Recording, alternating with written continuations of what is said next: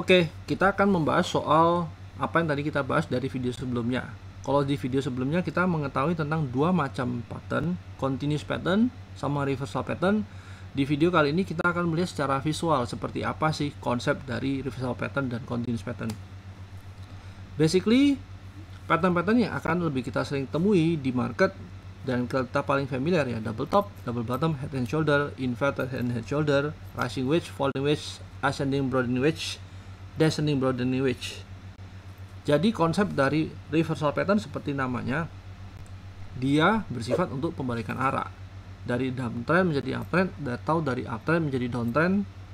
Nah, sekarang kita lihat dari double top. Konsep dari double top ini adalah dia punya, kalau kita lihat dari structure market, kalau semuanya kita bicara uptrend, seharusnya dia kuat membuat higher high. Tapi kalau dari double top, seharusnya di sini di mana dia buat higher high, ternyata dia slightly buat higher high atau mungkin dia lebih rendah dari top yang sebelumnya.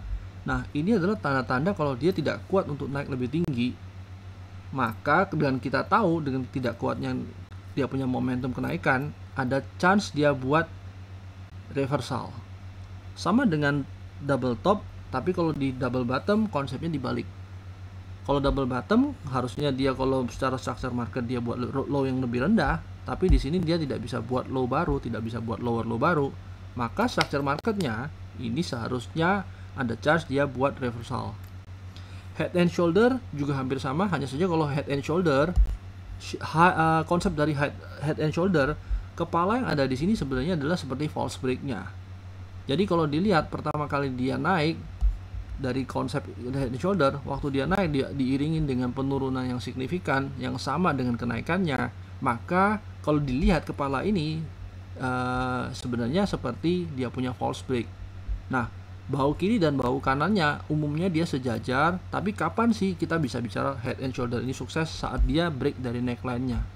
Maka kalau dilihat target dari penurunannya itu sama seperti dari neckline ke kepalanya, sebesar hal yang sama juga penurunannya dari kepala dan ke neckline-nya. Besarnya harusnya sama. Atau dengan penurunan yang harusnya besarnya sama, tapi kalau dia udah 70% saja, kita bisa menganggap dia sebenarnya udah sukses penurunannya atau targetnya udah kena. Inverted head and shoulder sama juga dengan head and shoulder, hanya konsepnya dibalik. Mungkin saya nggak menjelaskan lebih lanjut, kita akan lanjut ke rising wedge-nya karena konsep head and shoulder dan inverted head and shoulder sama, hanya dibalik penggunaannya. Rising wedge juga sebenarnya sama, dia punya pelemahan, konsepnya adalah pelemahan momentum.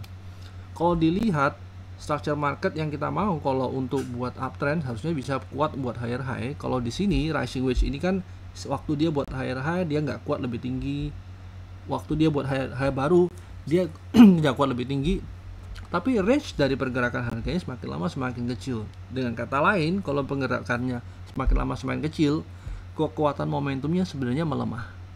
Nah, di sini dengan kekuatan momentum yang lemah, kita bisa menyimpulkan atau kita bisa berantisipasi mungkin ada pembalikan arah.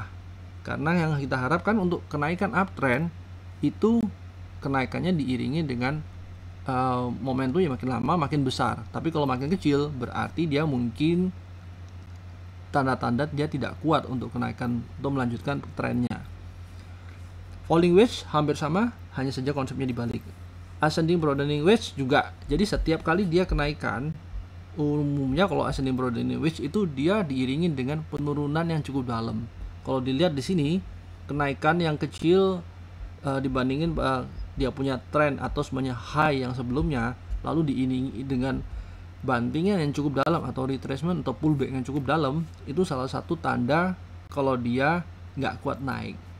Ini juga setiap kali dia naik dia punya retracement lebih dalam. Kapan sih kita bisa menyimpulkan kalau ascending broadening wedge ini bakal jadi?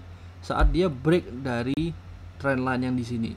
Artinya saat dia break kita tahu penurunannya sampai kapan. Penurunannya sama dengan kenaikan momentum dia yang terakhir yang di sini, sebesar itu juga penurunannya atau 70% dari jarak range yang di sini. Descending broadening wedge juga sama, hanya saja konsepnya dibalik. Oke, ini untuk reversal patternnya. Lalu bagaimana dengan continuous pattern? Continuous pattern sesuai namanya, continuous pattern bersifat melanjutkan tren yang sudah ada. Jadi kalau continuous pattern itu sebenarnya konsepnya adalah pullback-nya atau retracement-nya, atau istirahat sebelum dia melanjutkan dia punya momentum kenaikan atau penurunan. Nah, continuous pattern, flag pattern, contohnya di sini ada pennant, ascending triangle, descending triangle, symmetrical triangle, rising wedge, falling wedge, cup and handle. Oke, nah cup and handle ini bisa dua, bisa reversal, bisa continuation. Kalau dilihat dari sini, nomor satu kita punya flag pattern. Flag pattern itu pasti dia menjadi continuous pattern. Konsepnya adalah istirahat sementara sebelum dia melanjutkan dia punya penurunan. Flag pattern bisa bullish flag pattern dan bearish flag pattern. Kalau contohnya di sini adalah flag pattern untuk bearish, maka kalau dia turun dari atas, istirahat dan lanjutkan dia punya penurunan. Kalau bullish flag pattern, konsepnya sama, hanya dibalik cara penggunaannya. Pennant juga sama. Pennant ini konsepnya adalah melanjutkan tren. Berarti waktu dia naik, dia misal jalan dari bawah naik ke atas, ini adalah istirahatnya dia sebelum dia melanjutkan kenaikannya. Ascending triangle konsepnya adalah high yang terakhir ini dia berusaha untuk break ke atas, maka saat dia break kita tahu bagaimana dia punya target itu sesuai dengan besar dari range yang pertama kali dia break, sebesar itu juga kenaikannya. Descending triangle sama konsepnya, hanya saja dibalik penggunaannya. Symmetrical triangle ini seperti pennant, bedanya symmetrical triangle dan pennant ini adalah dia punya swing yang di dalam symmetrical triangle itu lebih banyak daripada pennant.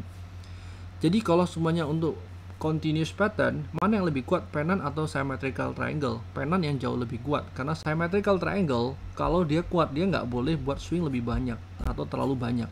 Dengan kata lain, 1, 2, 3 pergerakan sebenarnya dia harus kuat untuk break ke atas melanjutkan trennya. Tapi kalau symmetrical triangle, dia bisa continuation, dia bisa reversal. In this case, yang kita masukkan di sini adalah continuation pattern. Nah, konsepnya adalah dia punya istirahat jauh lebih lama daripada pennant. Kalau seumpamanya kita berharap tren ini naik, kita berharapnya kan bukan dia istirahatnya terlalu lama. Kita mau istirahatnya sebentar, lalu dia lanjutkan dia punya tren. Nanti bagaimana kita bisa melihat ini adalah continuous pattern atau dia sebenarnya reversal pattern, kita akan bahas berikutnya. Rising wedge juga sama. Rising wedge itu adalah pullback. Konsepnya adalah dia punya penurunan, istirahat, dan dia melanjutkan dia punya tren ke bawah. Nah, seberapa besar dia punya target profit atau target penurunannya itu kita bisa ukur dari pergerakan yang di sini. Yang awalnya kalau dia break dari dia punya trend line atau dia break dari dia punya pattern, maka target yang kita tahu adalah sebesar target yang ada di sini.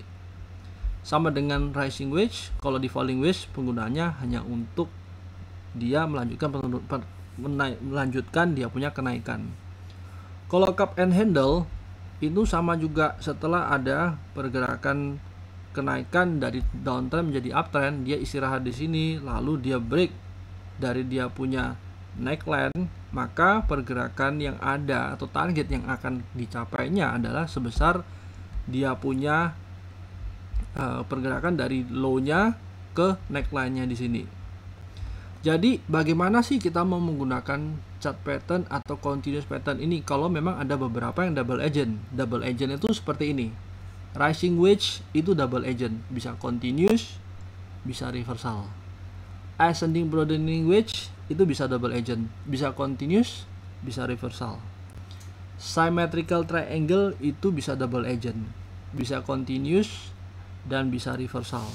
Jadi kalau semuanya secara umum, kalau memang dia reversal, yang paling mudah kita lihat adalah head and shoulder dan double top or double bottom.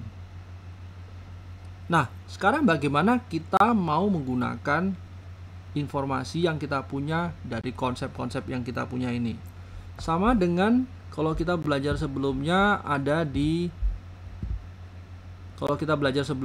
ada di Dow teori market fase. Kalau kita lihat dari market fase kalau untuk uptrend ada akumulasi, participation, dan eksesif. Berarti kalau kita mau melihat market lagi uptrend, kita harus tahu dulu kita sedang berada di akumulasi, di partisipasi, atau eksesif. Karena dengan kita mengetahui ini lebih dulu, kita tahu pattern apa yang kita harapkan. Contoh, kalau kita lagi ada di akumulasi, maka pattern yang kita harapkan adalah pattern reversal. Either itu nanti terjadi double top, dia menjadi inverted head and shoulder, atau dia menjadi cup and handle, atau dia ada pattern falling wedge. Kalau kita ada di akumulasi, maka kita nggak mungkin berharap dia ada double top. Kalau di participation, berarti setelah dia keluar dari akumulasi, maka pattern-pattern yang kita harapkan adalah pattern-pattern continuation, seperti flag pattern, cup and handle pattern, falling wedge, yang semua arahnya adalah participation atau continuous.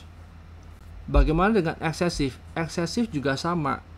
Kalau dia udah jenuh beli, berarti pattern-pattern yang kita expect itu berarti adalah pattern-pattern reversal.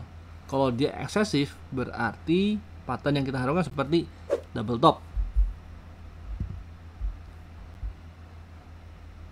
inverted cup and handle, head and shoulder, atau rising wedge. Nah, itu adalah pattern-pattern yang kita harapkan saat kita berada di market fase waktu uptrend, tapi ada di uptrend yang paling akhir. Berarti excessive market fasenya. Nah, bagaimana dengan bearish? Kalau bearish juga sama. Distribution, kalau distribution dan excessive ini hampir sama. Jadi yang kita harapkan juga reversal. Kalau di panic selling, yang kita harapkan adalah continuous. Kalau di despair atau sama dengan akumulasi, berarti yang kita harapkan adalah reversal pattern. Jadi itu adalah konsep daripada chart pattern, bagaimana kita menggunakan chart pattern dari reversal pattern maupun continuous pattern, tidak lepas dari bagaimana kita mendeteksi kita sedang diakumulasi, dipartisipasi, atau di eksesif, kita diakumulasi atau di distribusi. Jadi itu semoga membantu, semoga cukup jelas, dan kita lanjut ke video berikutnya.